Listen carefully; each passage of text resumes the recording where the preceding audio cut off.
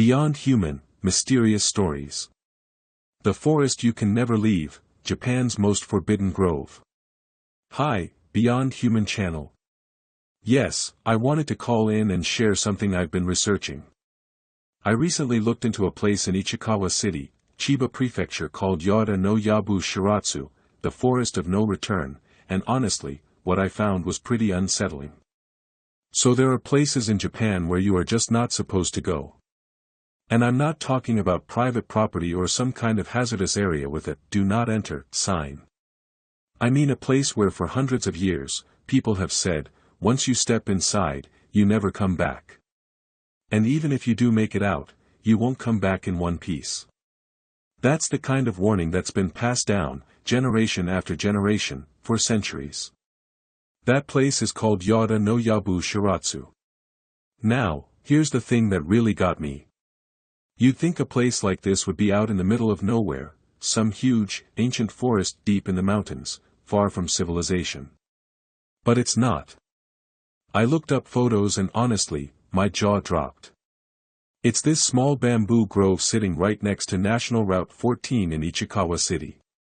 Cars drive by. People walk past. There's a city hall right across the street. And in the middle of all that, this dense, untouched bamboo grove just sits there, like someone deliberately left it behind. The official name is Shiratsu Yawata no Mori. Right now it's a small grove, a shrine and some bamboo along the side of a highway. It doesn't look big at all from the outside. It's not some endless labyrinth. So why do people say you can never leave once you go in? Here's how deep this goes. The phrase, Yawata no Yabu Shirazu, actually made it into Japanese dictionaries. It started as the name of this specific place, but eventually became a figure of speech, meaning a state of total confusion, not knowing which way to turn, being completely lost. It's referenced in classic works by Natsume Soseki and Edogawa Rampo as a metaphor for being hopelessly lost. That's how famous, or infamous, this small grove really is. Right now, there's a small torii gate and a shrine on the property. Behind that, the bamboo is packed in tight. The inside of that bamboo grove is not somewhere you're supposed to go.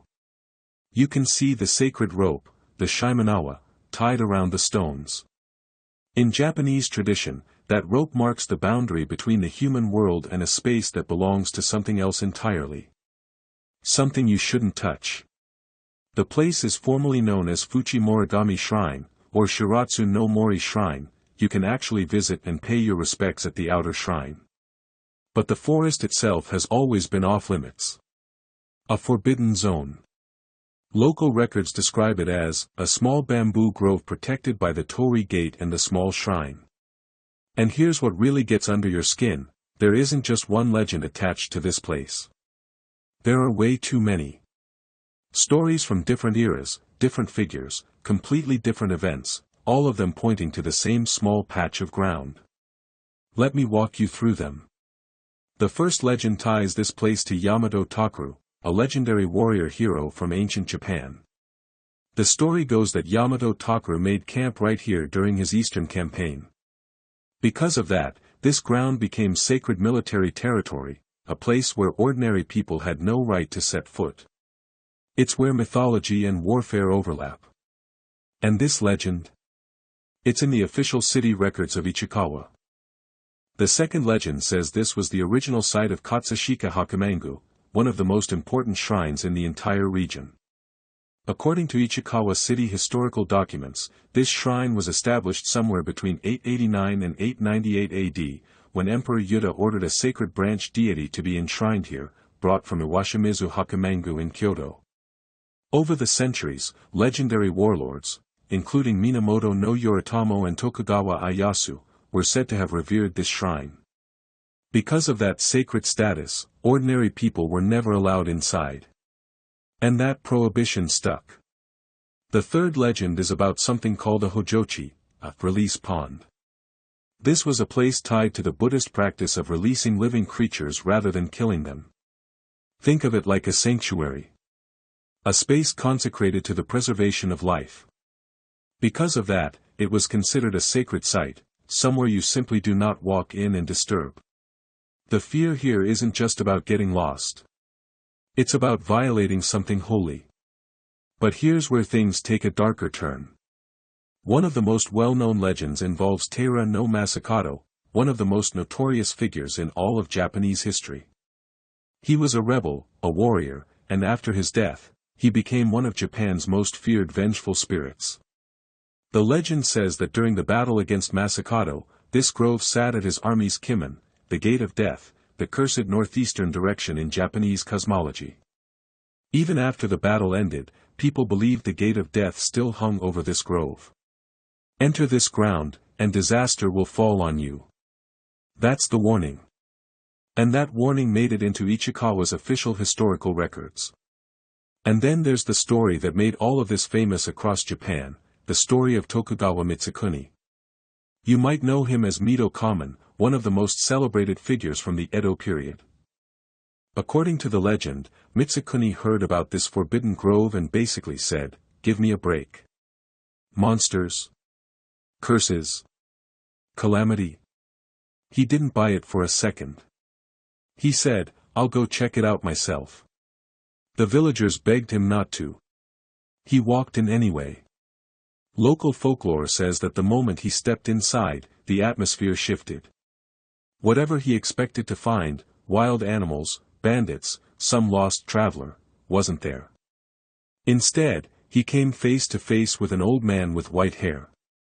Surrounded by yokai, supernatural creatures. And this old man appeared out of nowhere.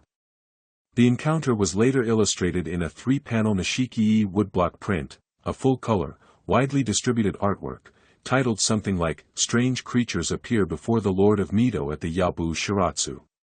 In Japanese folklore, a white-haired old man is never just an old man.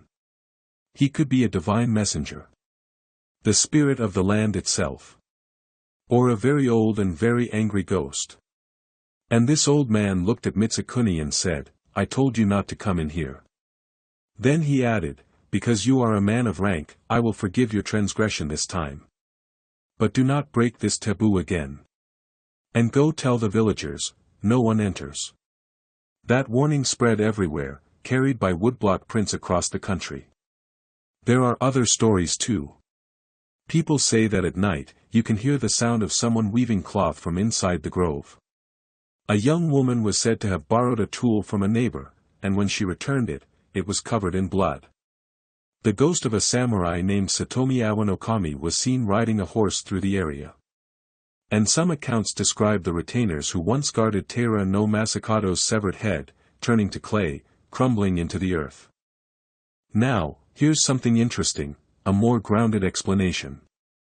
The Ichikawa City Tourism Association mentions that this land may have been what's called an iriechi, communal land shared by a village collective. Think of it like common grounds, or shared farmland, that belonged to a neighboring district called Gyataku.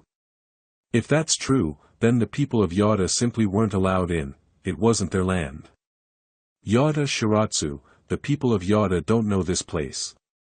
Because it wasn't theirs to know.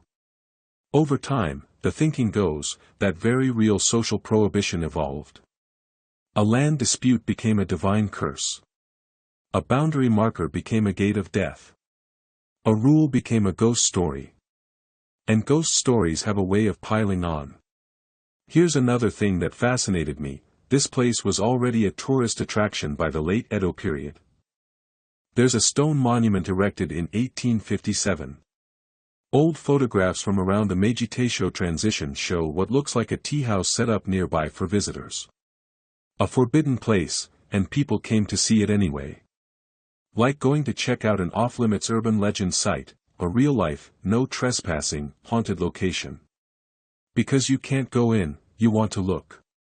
Because you can't see it, your mind fills in the rest. And that's still exactly what it's like today. The surroundings are completely urban. National Route 14 runs right past it. City Hall is across the street. There are houses nearby. But right in the middle of all of that, this dense, untouched bamboo grove just stands there. Like the city grew up around it and couldn't quite swallow it whole. Or maybe, chose not to. This is what makes Yawata no Yabu Shirazu genuinely unsettling. It's not scary because it's remote. It's scary because it's ordinary. Because it looks like somewhere anyone could just walk into. And yet, for hundreds of years, no one has. Right in the middle of everyday life. Right next to stoplights and bus stops and government buildings. A small grove where the ancient rule still stands: do not enter. Yawata no Yabu Shirazu is not just one legend. It's layers of them, ancient anxieties and old warnings that kept accumulating, stacking on top of each other, all centering on the same small piece of ground. The memory of war. A sacred shrine site. A gate of death. Yokai. A white-haired old man. A blood-stained tool. The sound of weaving in the dark. A ghostly rider on horseback. All of it. One place. Here's the question that I can't shake: why is this small patch of ground still there? Why, for hundreds of years, haven't people just cleared it out and built something? If the curse is made up, if the legends are just stories, why hasn't anyone done anything with this tiny plot of land? Why do the legends keep growing instead of dying out? Why hasn't anyone settled on just one version of the story? Maybe Yabu Shirazu isn't a physical maze. Maybe getting lost here isn't something that happens to your body. Maybe it happens to your mind. Because once you know the story of this place, you can never look at a small grove of bamboo the same way again. You can never leave once you enter. Maybe that just means, once you know what this place is, you can never unsee it. Just like you, right now. A small grove in the middle of a city. A torii gate sealing something in. The sound of bamboo shifting in the wind. And somewhere behind it, an ancient boundary that still holds. That is Yawata no Yabu Shirazu. Located in Ichikawa City, Chiba Prefecture. Japan's most forbidden grove. A place where, they say, you must never set foot. That's my report. Thanks for listening.